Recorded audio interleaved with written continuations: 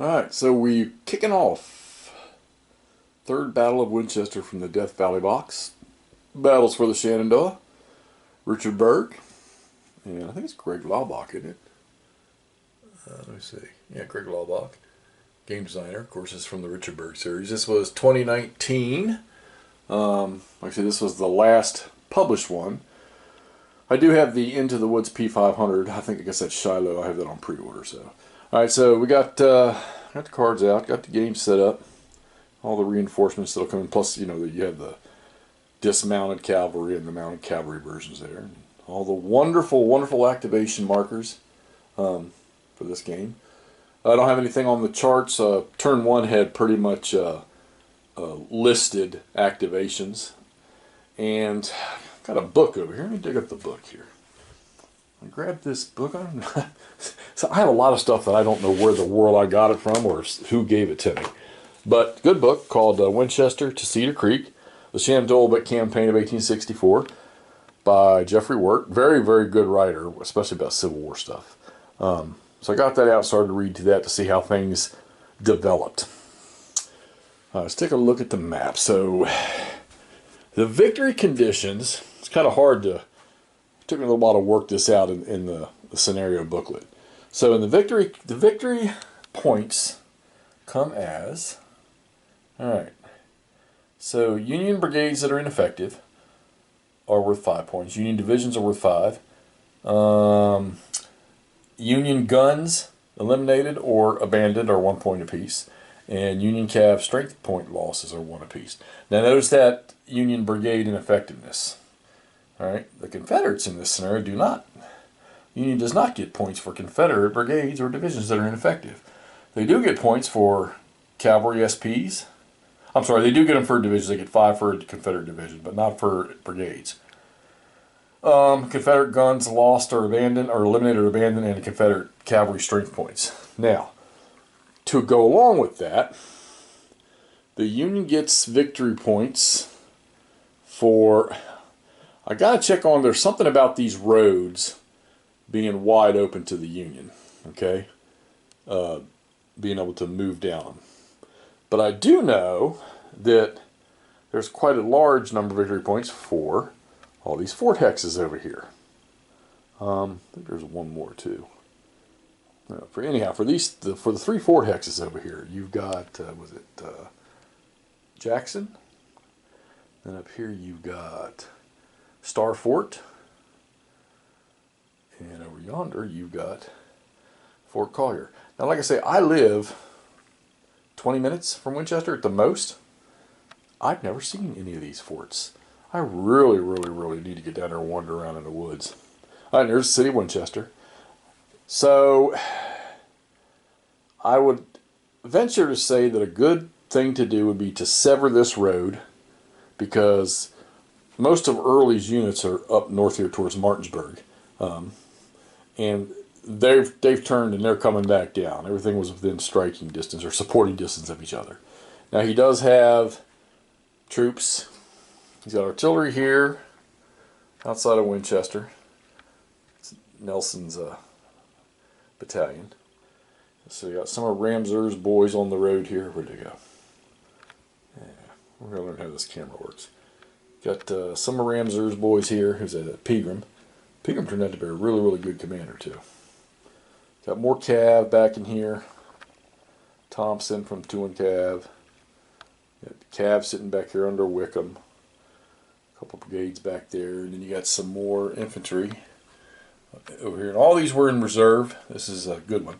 All of these were in reserve on the first turn. So I've already played through the first turn. No gunfire yet. So let's go over yonder. The Union comes in over here. And this is after Sheridan started a 1 or 2 a.m. march in the morning.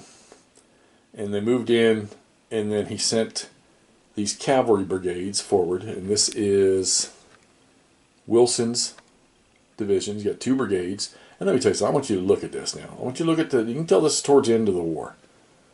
So, look at the strength. So, at 50 points a man, there's 200, 100, 100. All right?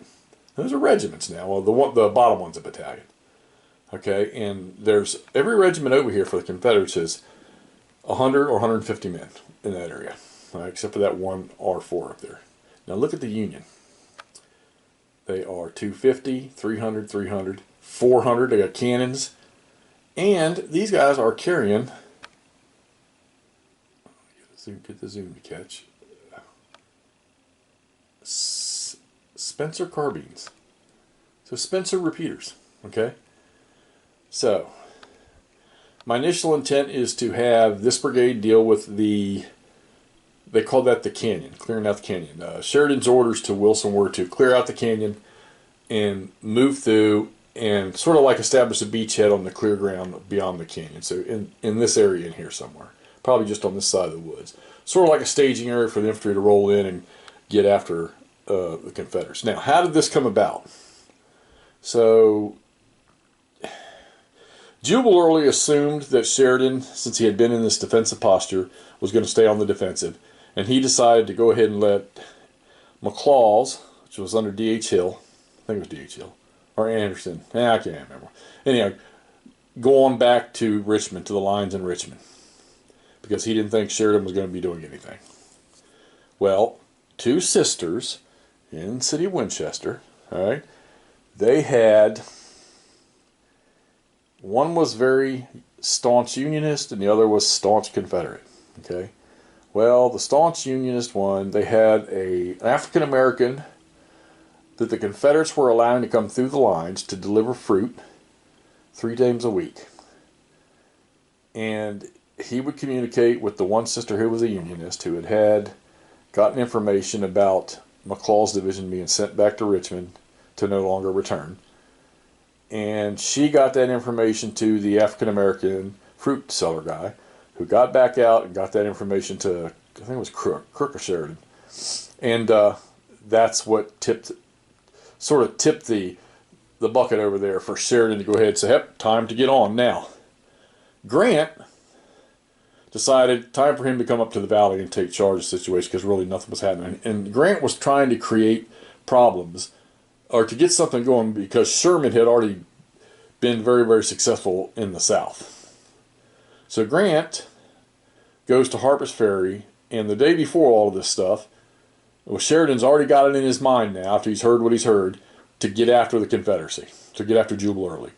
But he ends up having to take a train ride over to Harper's Ferry, meet with Grant, where they have a discussion.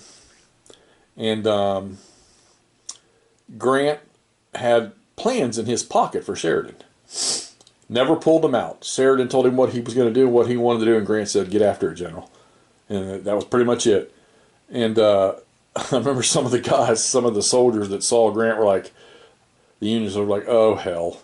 We know that if he's here, there's going to be lots of blood. So anyhow, Sheridan back as fast as he could, back to his troops, and he got his army underway.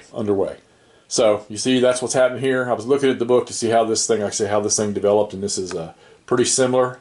I even got the 2 regiments in the front, or the 3 regiments in the front there of that brigade from McIntosh Brigade. 2nd and 5th New York in the front, and 18th Pennsylvania is behind there underneath the brigade leader. Dismounted with their Spencers, and they're going to drive their intention is to drive the Confederacy out of that canyon. And you can see they outnumber them like crazy. Plus they got 10 guns back there. There's 2 batteries there. And the other brigade, I said, well, let's see if we can't get around through these roads through the woods. And maybe get them detached out of there. Either get them down here to the Valley Turnpike to get ready to start giving Jubal Early's infantry coming down the road, giving them some trouble. Or maybe get after these forts, see if they can't get in these forts. I don't know if they can. I guess, it's all activation based, so we'll have to see. But Early's got troops and cavalry that can run up this road and get in these forts. And it's pretty good victory points for every unit that's in these things, okay? Plus, the benefit of these forts is you have no flank. Unit gets in there inside the 4 hex, the 1 fort hex there, those 4, or the 1 there, they have 360-degree coverage. And there's rules about how you split up their fire when they're firing out of it. Alright, so we're going to get this a little more underway, and as soon as we play through the 0600 turn, which is getting ready to start, we just did the 0500 turn at dusk. or Dawn. And we're going to run the 0600 turn now. We'll get back to you just as soon as we get that complete. All right, thanks for watching. Hang in there.